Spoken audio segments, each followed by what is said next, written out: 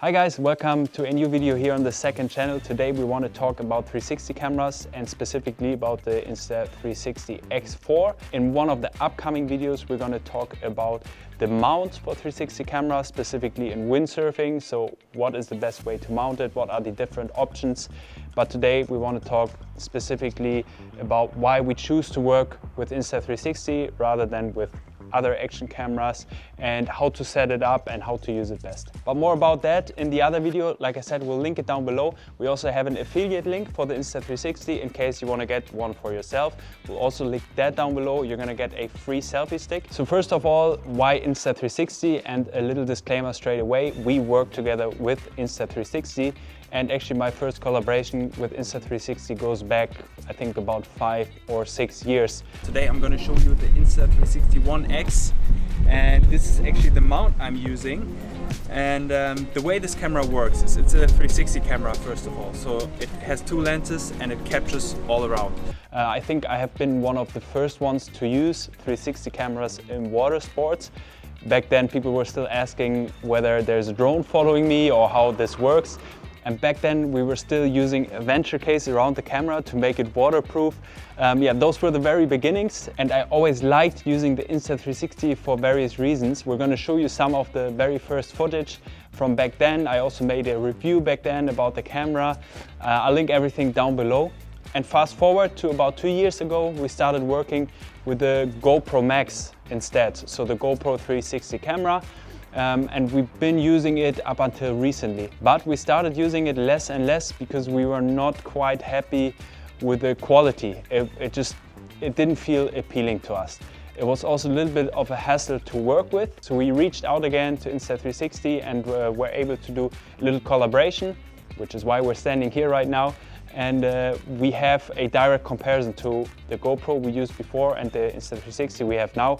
Obviously, I kind of knew the result before. I kind of knew that the Insta360 is better from those experiences back then.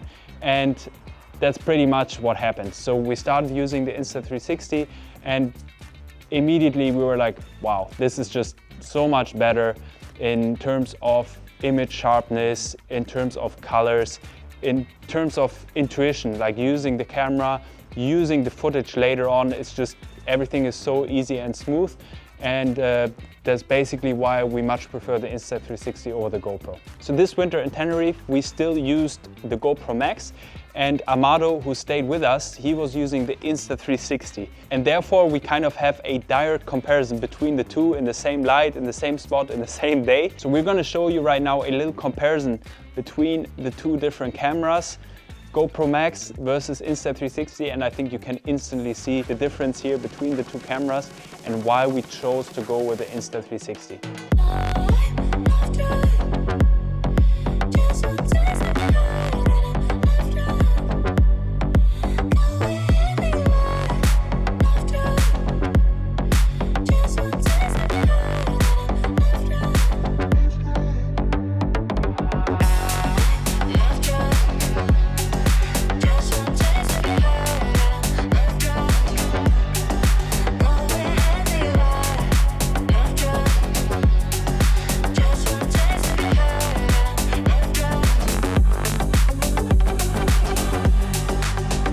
And to get these super nice shots, you actually don't need to be a magician. It's quite easy, and we want to tell you how we do it. We want to give you our settings and show you how to set it up. But again, it's really quite straightforward and easy. So we have the Insta360 here. What we do usually is what they call quick capture. Basically, you just press the record button once, the camera turns on, and the camera starts recording. You basically just need this one button once you set up the camera. So the camera records, we record in 8K 25 frames, simply because we want the best resolution and we don't really need slow motion in 360 footage. Also the camera has, or the software has, a pretty good AI with which you can do some sort of a freeze frame, fake slow motion afterwards, which also works quite well sometimes, so we don't really feel like we need to record with more than 25 frames. You want to make sure you get a fast micro SD card for this camera because it records quite a lot of data in a short amount of time. If you mainly use it for social media, I recommend the following settings. So you're gonna set it up at H.265 codec, and then you wanna set the sharpness to medium and the bitrate to high. And that's pretty much it. The rest of the settings, the shutter, the ISO, the aperture, the white balance, you can pretty much all leave it in auto, and it adapts to whatever lighting you're shooting in and whatever spot you're using it in. And I have to say, the auto settings, they work quite well. Once you're done recording, you just press the record button once again and the camera stops recording.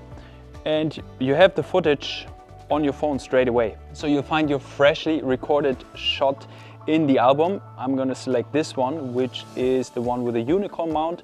More about that in the next video about the mounts. And it's really cool because you can kind of see the face. It's a little bit far away from yourself, so it gives a nice view. And obviously you can see that the stick I have mounted on my helmet is invisible. And that's really the cool thing about the camera. The stick becomes invisible going in the water here, and I can simply scroll through the timeline and find the perfect moment. Here, this is the perfect moment on my face. Glorious. And I can add a keyframe if I want to. So I'm gonna add a keyframe here. And this most simple way to go about is just to use the deep track. It's working really well. I'm gonna track my face. I'm gonna start the tracking, and it's going to stay on my face. I can later on decide on the field of view, how close I want to be, how far away I want to be. So I'm just tracking myself here. I'm going to stop the tracking right here. And I can say how close, how far I want to be. I like the mega view. This should be good. And then I can play it back. And I can also just cut it to exactly that moment. So I'm gonna take it over here,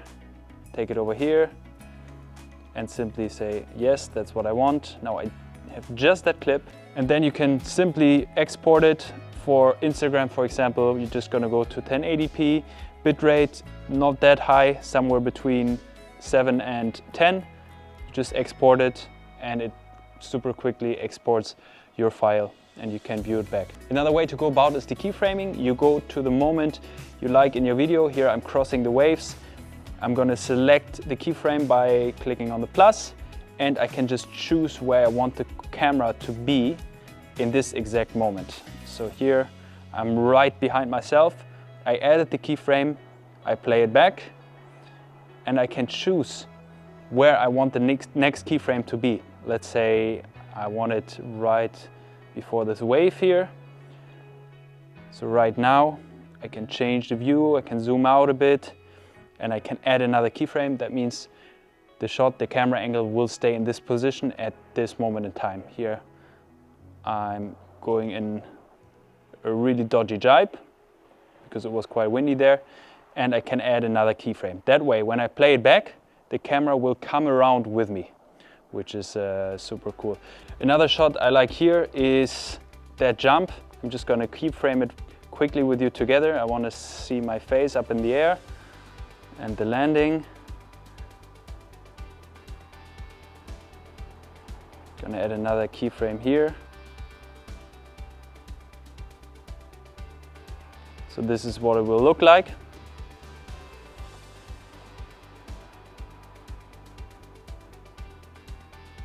Now what I want to do is I want to adjust the color settings, because it was dark that day, and considering it was that dark, it actually looks quite good, but I want it to look even better. So I'm going to go into the settings here in the bottom of the center. I'm going to go into the color plus settings over here, and I'm going to add some color plus filter. This is straight from Insta360, and you can see already it's getting quite a bit better. This is 100%. To me, that's a bit too extreme, too much. So I'm gonna add something like 30%, kind of like that. What I can also add is the motion blur AI from Insta360. So I don't want to add too much, it'll look too extreme, but if I just add a little bit of intensity, everything is gonna look a lot faster. Check this out.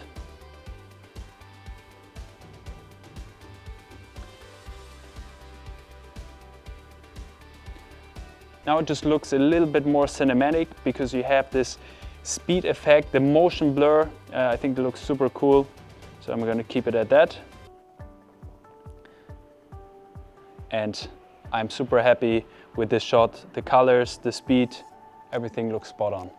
And that's already it. It's really super easy to extract your shot, to find the moment you want to find. There's so many more features in this app which you can discover yourself. It would make up probably 1 or 2 hours of video if I showed you everything. But it's also just really fun to discover and see what it can do. But like I said, easy to get the shot out. Now you have a good setting for your camera.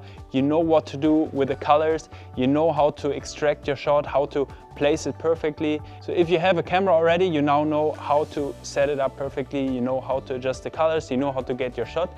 If you don't have one yet, be sure to use our affiliate link. I will link it down below. And yeah, time to film yourself and improve yourself. We will also make a video about how you can use the camera to progress, to film yourself and find your mistakes later on. So be sure to subscribe to the channel. Thanks again to Insta360, and I see you guys in the next video.